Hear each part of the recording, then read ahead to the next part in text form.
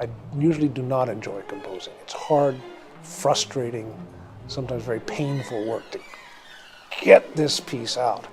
It's like being in labor, or the kind of the equivalent of labor, creative labor, for the time it takes you to compose it. It's just, I know very few colleagues who enjoy composing.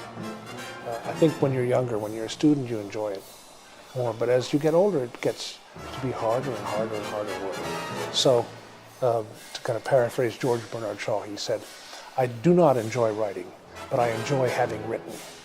And when a piece of mine comes out all right, and at least I think it comes out all right, then that's where the pleasure comes.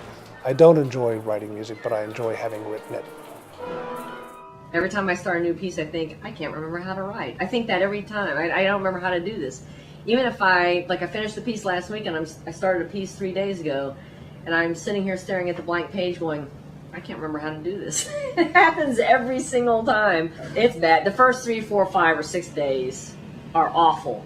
It's not bad. It's awful. I mean, and I've been going through that for the past couple of days now, saying I can't remember how to do this. I can't come up with any ideas. This is uninteresting. I think every idea is uninteresting. I think this is going to be hideous. This is going to crash and burn. It's going to be a public crash and burn. It's going to oh, the doubt is rampant, and the suffering is massive. And poor Cheryl has to cope with it. She calls it the technique of talking the composer off the ledge. She says she's going to write a book on dealing with the different stages of grief of a piece, because there's also that point at the end where you have to actually give the piece to the group, which means you can't make any more changes.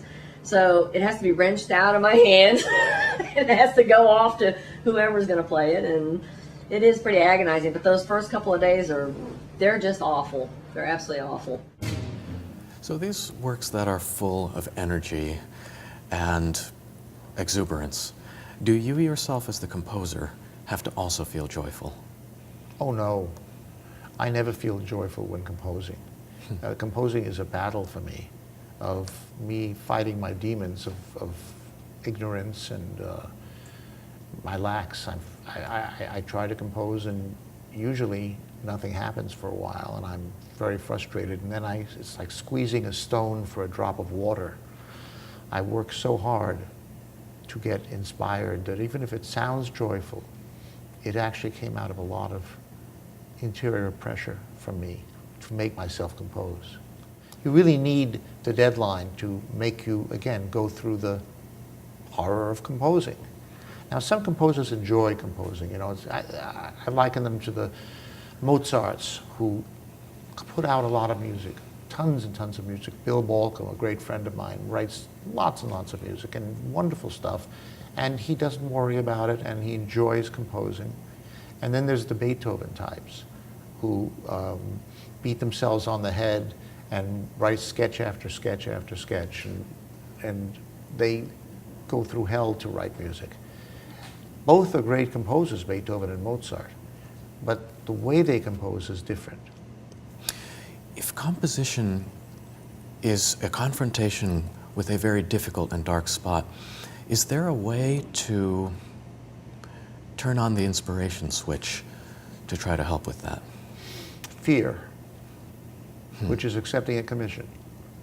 That's the only way that it really gets turned on, and I'm not ready to do that right now. This piece was the result of a very particular creative circumstances in my life.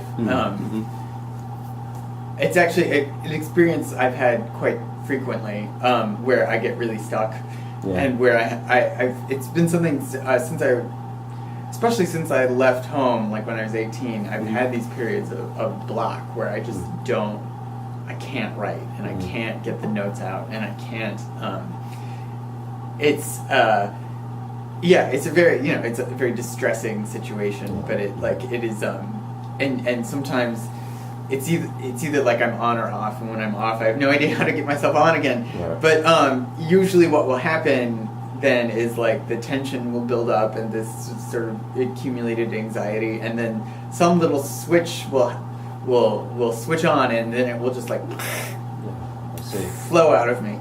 So I definitely working on this piece had a big one of those blocks, and these blocks for me like they last for months, where I'm just like Really? I try every day to write music and I cannot write music. So and how like, long did that block last for this piece? Oh, it was like 6 months at least. Oh, that must have been hard. Or more. I mean, I was in school again, and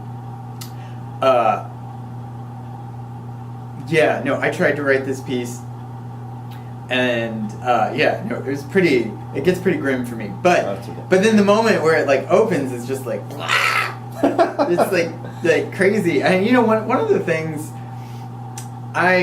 when I get into my blocked phase is also some of the time when I start to really ask questions about like, oh, what kind of composer am I? Like, do I write this kind of music or do I write that kind of music? And how does that fit in with the world? And like, there's all these people who like all different kinds of music, and like in our field, there's people who judge other people, and like people who like this, you know, like that whole like.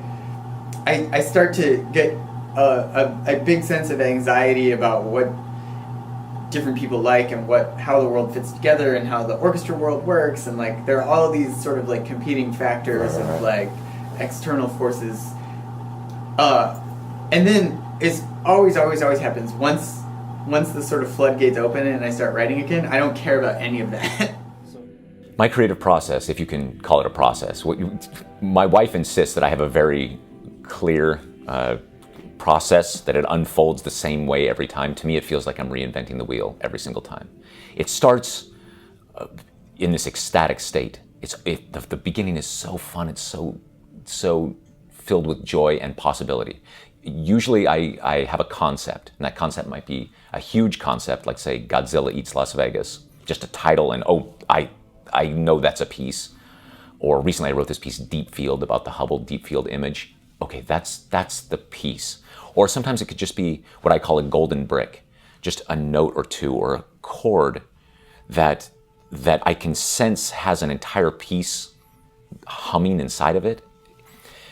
And so that part at the beginning is just beautiful. And then there is the taking this little golden brick and building an entire cathedral out of it. And that part for me is, and not to be maudlin about it, but it's not fun. It's pretty emotionally ringing. And I sort of spend day after day thinking if I would have studied harder, I could have been an architect. You know, what am I doing composing music? And none of it makes sense. And sometimes I'm writing pencil to paper, knowing that what I'm writing won't work at all. Just page after page of, I'm just looking for some way through. And then inevitably, a day or two or a week or 2 weeks, working on it, suddenly one morning it somehow makes sense. The puzzle pieces, I didn't see them before, that, oh, that's related to this or that, or no, this is the, you know, that, and I wish I could define that state. I wish I could turn it on and off, but I can't. But once those things start to fall into place, then I go back to this kind of frenzied, ecstatic, oh God, here it is. And then it's a rush to the finish line. It reminds me of performing a little bit. Somebody once asked me, you know, when does the fear of performing go away? And my answer was, the terror of performing never goes away. You just get very, very comfortable being terrified in front of people. So it's now almost my default state is I'm going to wake up, this is not going to go well at all. but that's part of the process. This is the life I've chosen, and all right, let's work through all of this. Yeah, that's it. That's it. I'm now very, very comfortable failing often.